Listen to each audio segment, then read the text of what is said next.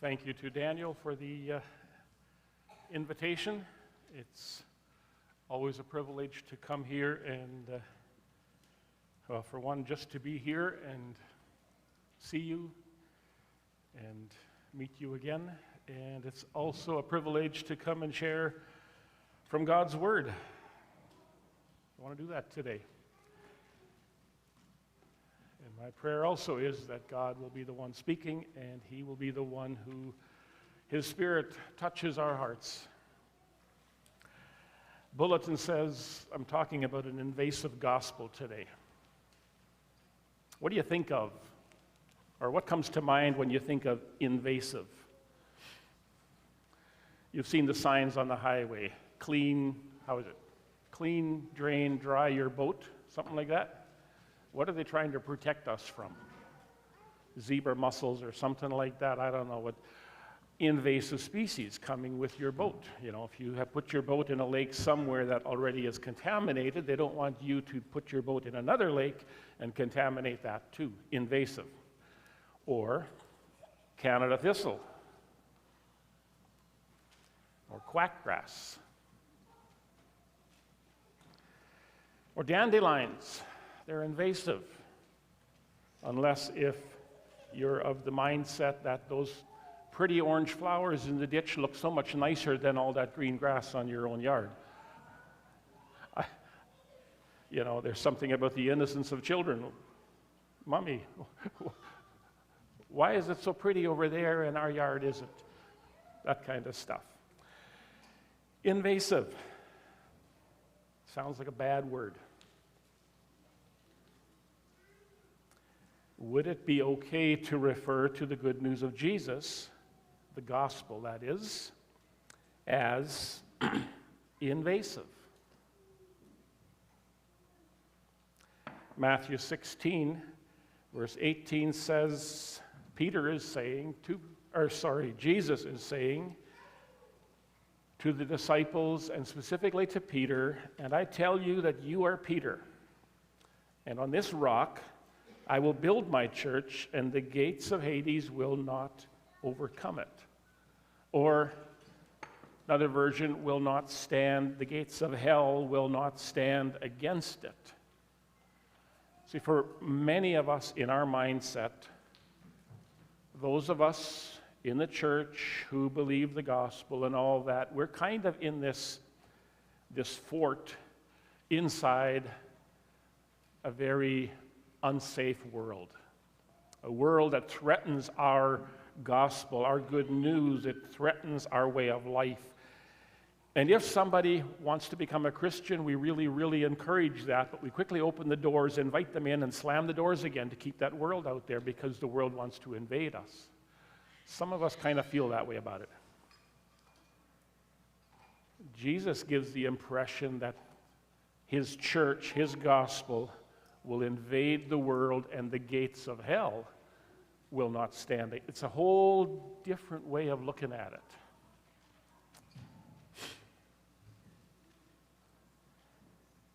It's like an invasion. So I want to talk today about an invasive gospel. Not an invasion with a full-on assault with guns and tanks and whatever else, but a quiet invasion. And my text is found in Luke chapter 8. And you're welcome to turn there, but if you turn there now, I'm not reading from there for quite a while yet. I want to do some background first.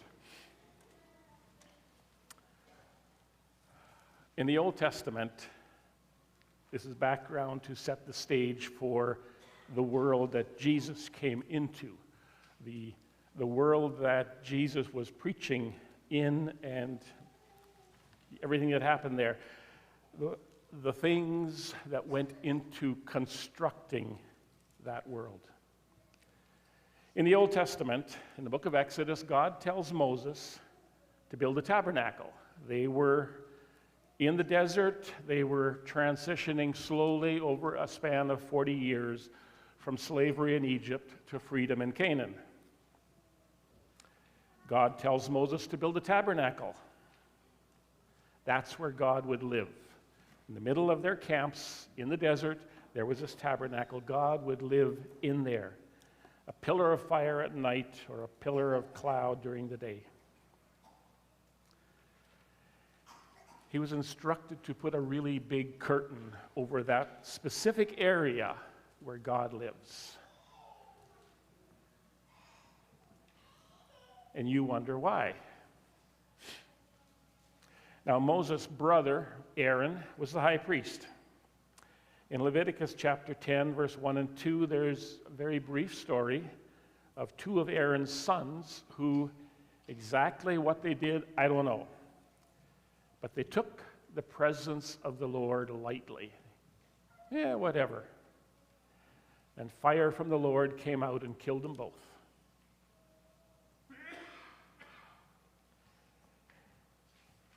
And God told Moses to tell Aaron, his brother, you cannot mourn for those two boys.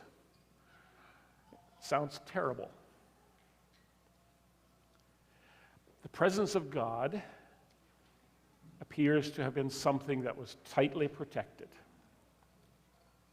So the people got used to that mindset over the years. They became accustomed to this. In the centuries that followed, God's presence is tightly guarded.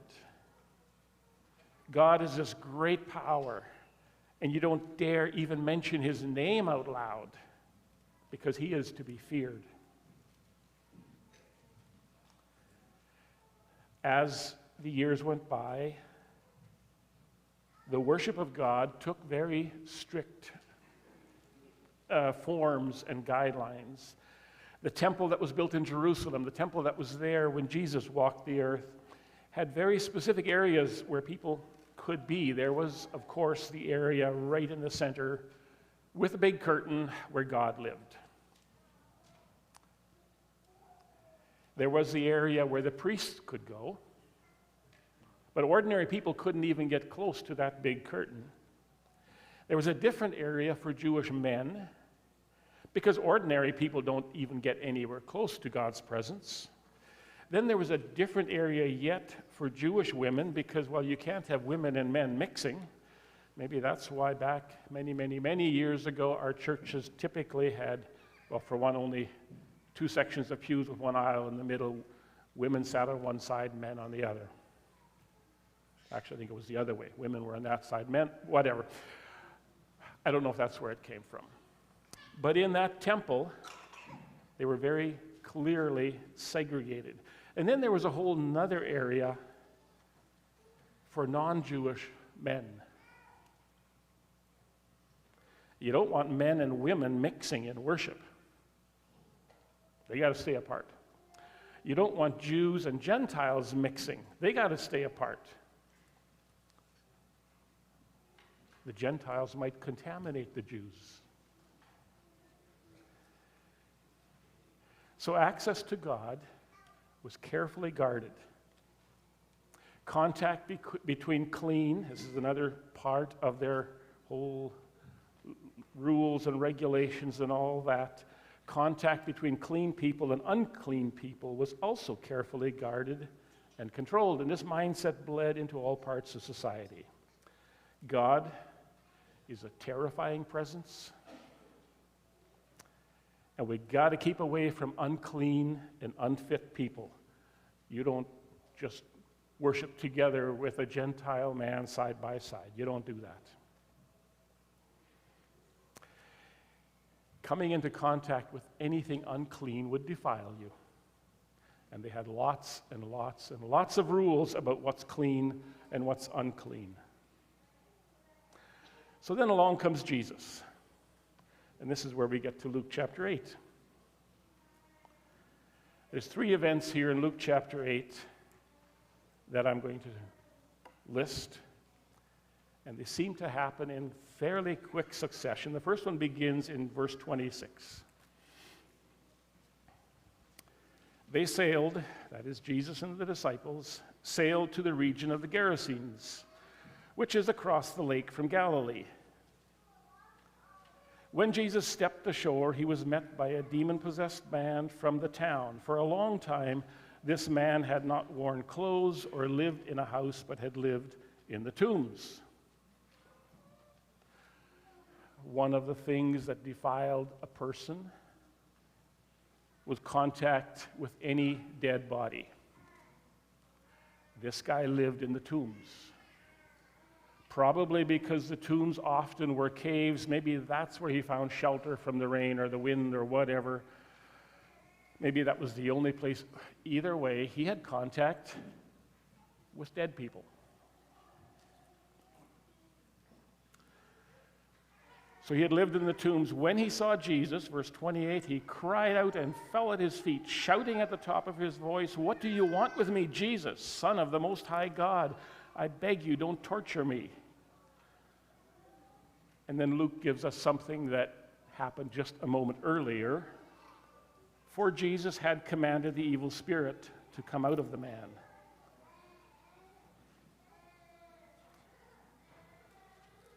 This guy was terrifying. First of all, this was the land of the Gerasenes. These were not Jewish people by and large. There probably were some mixed in there, but by and large, this was a Gentile area. We'll see later they raised pigs. You wouldn't find a herd of pigs in a Jewish-controlled area. They're met by a demon-possessed man, and everything about him says, for one, unclean. He's naked. He's probably dirty. He's living among tombs. He's had contact. He's unclean. Stay away from that guy. The second thing about him, he's terrifying. Second half of verse 29, where I stopped before. Many times it, that is the spirit, many times it had seized him, and though he was chained hand and foot and kept under guard, he had broken his chains and been driven by the demon into solitary places. This guy was scary. Unclean and terrifying.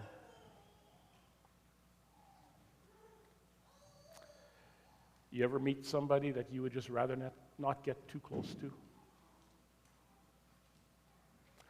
You see him, maybe you have to do some kind of whatever, and you feel like, boy, I don't want to touch this person. I don't want to get too close to this. This is the kind of person where afterwards you feel like you really need to go have a bath now. You meet those people, right? Sometimes. That's this guy. You need to protect yourself from people like him. Because the law says you can't get too close to somebody like that. You will be defiled if you come in contact with him. He's been in contact with dead bodies. You touch him, you are now officially, legally unclean for at least 7 days. You will become defiled. And yeah, a lot of those rules had a sense of logic to them. It was a way that those rules protected people from disease. Jesus, well, for one, he meets him. He had immediately told the demon to leave him. Then in verse 30, Jesus asked him, "What is your name?" And he's talking to the demon now. "Legion," he replied, because many demons had gone into him. And they begged him repeatedly not to order them to go into the abyss. And that brings up a whole other scenario which we're not getting into, but these demons, for one, knew Jesus, and they begged him not to send them into the abyss. So they asked instead to be sent into that herd of pigs.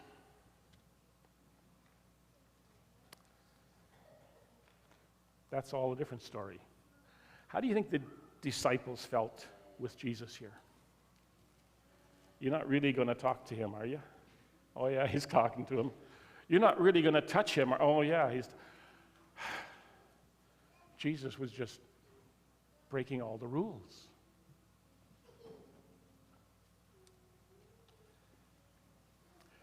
And then Jesus tells the demons to leave him, and they do. They go into the herd of pigs. The herd of pigs rushes down the hill. The people from the town come out, and here they find this man dressed and in his right mind. And then they say, "Please leave. You make us really uncomfortable. I don't know why." that part of the story that we want to focus on there. He had contact with this man. Didn't seem to hesitate a bit. Same chapter, verse 40. Now when Jesus returned, a crowd welcomed him, for they were all expecting him. Somebody had put it on Facebook that he's coming back across the lake. Worked really well. That or they saw the boat coming. Then a man named Jairus, a ruler of the synagogue, came and fell at Jesus' feet, pleading with him to come to his house because his only daughter, a girl of about 12, was dying. I kind of assumed all of the synagogue people, all the Jewish officials, didn't like Jesus.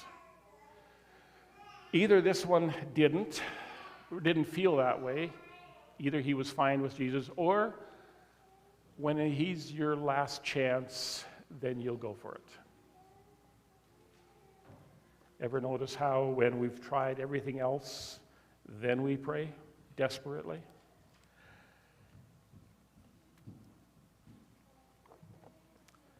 Jairus' daughter is dying. She's 12 years old. Notice the second half of verse 42. As Jesus was on his way, there seems to be no hesitation. Synagogue ruler, my daughter is dying. Can you please come help? And he's on his way. The way Luke writes it, he was on his way immediately. Luke also makes a point. Where was I? This last phrase in verse 42, as Jesus was on his way, the crowds almost crushed him. There's a tight throng of people. Maybe they were crushing because they were between buildings or something, but it was a crowd, and they almost crushed him. And then verse 43, I said there were three stories. We've had one, the demon-possessed man. Now the second one begins the story of Jairus' daughter, and then that one gets interrupted. And verse 43, and a woman was there who had been subject to bleeding for 12 years, but no one could heal her.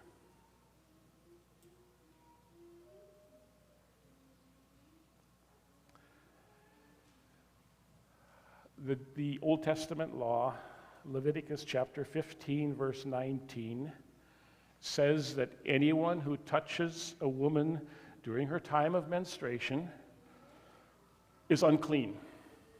She is unclean, and anyone who touches her is unclean. Here was a woman, had been subject to bleeding for 12 years, and no one could heal her. She came up behind him. How did she get there? The crowd was crushing. How many people did she brush by to get to Jesus? She came up behind him and touched the edge of his cloak, and immediately her bleeding stopped. Jesus says, "Who touched me?" They all denied it. Peter, the natural spokesman, said, "Master, the people are crowding and pressing against you." Like, what are you saying? Everybody's touching you, Jesus. Come on, it's a crowd. They're crushing you. Jesus said, verse 46 now, "Someone touched me. I know that power has gone out from me." Then the woman, seeing that she could not go unnoticed, came trembling and fell at his feet. Why was she trembling? I always assumed she was trembling. She was scared because she had tried to sneak up behind Jesus, touch him, and kind of steal a healing without him knowing. Maybe he wouldn't want to heal a woman like her. Maybe he didn't want, that just wasn't his thing. So she was trying to steal a healing.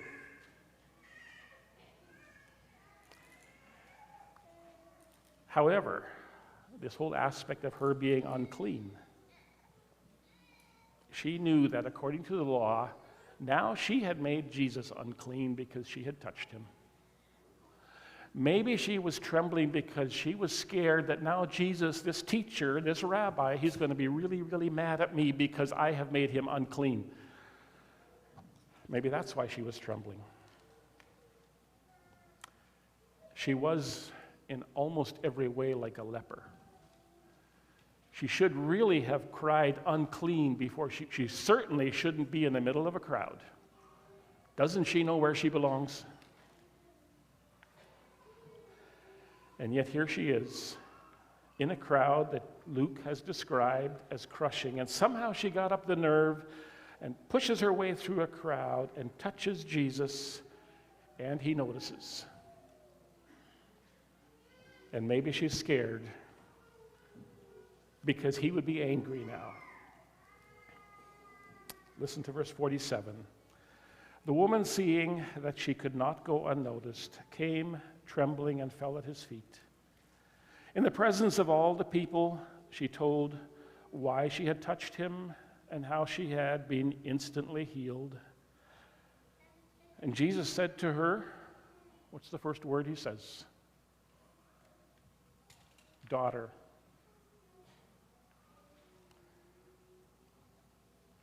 Doesn't say woman. He says, daughter, your faith has healed you. Go in peace. Instead of being upset with her that she has now contaminated him, he says, welcome to the family. Can you imagine anything better than that for her?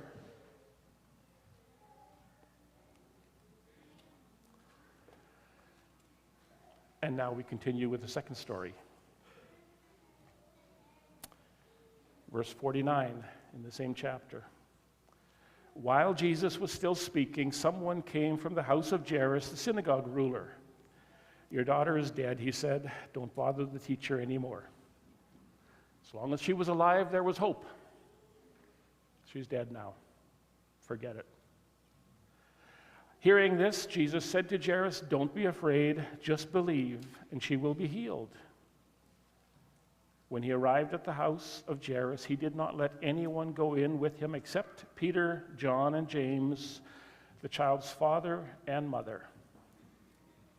Meanwhile, all the people were wailing and mourning for her. Stop wailing, Jesus said. She is not dead, but asleep. They laughed at him. I don't know how you can switch that quickly from wailing to laughter. They laughed at him, knowing that she was dead. And then in verse 54, what does Jesus do? If you're following along. He took her by the hand. I mentioned before, one of the Old Testament laws, to contact with a dead person, you are now defiled for 7 days. He touches her.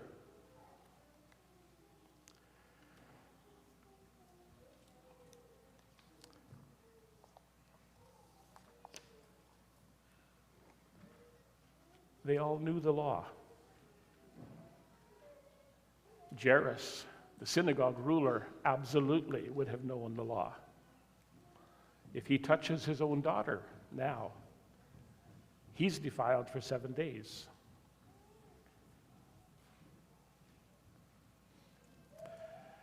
So he touches her. He took her by the hand and said, my child, get up.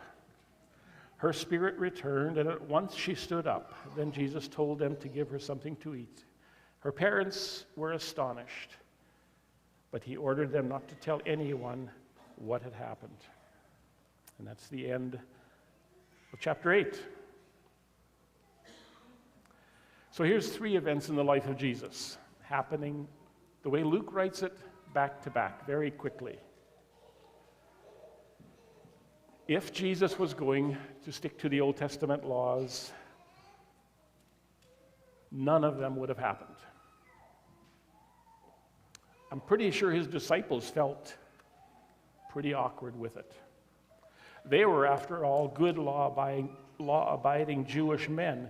There's a story in Acts chapter 10. Peter Jesus has gone to heaven. The church is starting to move out. Peter, who is this apostle, and he's waiting for lunch to be served, and he falls asleep. And he has this vision of this large sheep coming down from heaven with all kinds of animals that are considered unclean.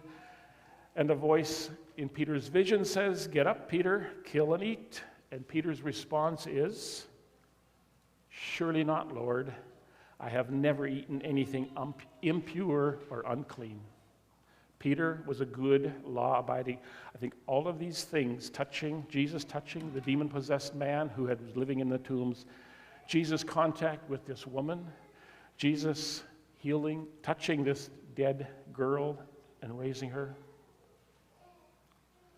all of them would have left Peter like, "Oh, what's he doing?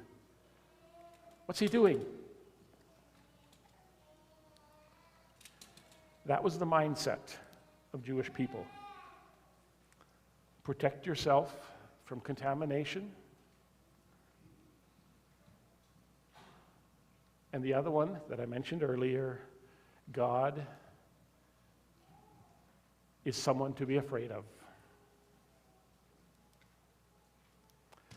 Jesus had this habit of defying the law.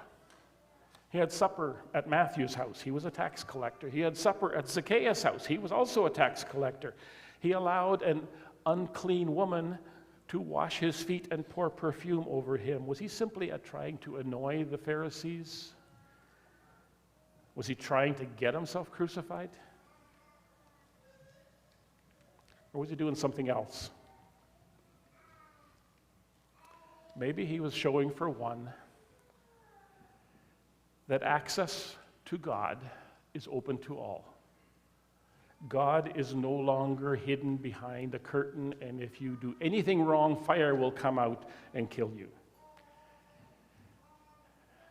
Maybe he was showing that God is approachable, and maybe that's why he got so upset when he came into the temple at one time and they were selling animals and there was goats and sheep and pigeons and people bargaining over prices.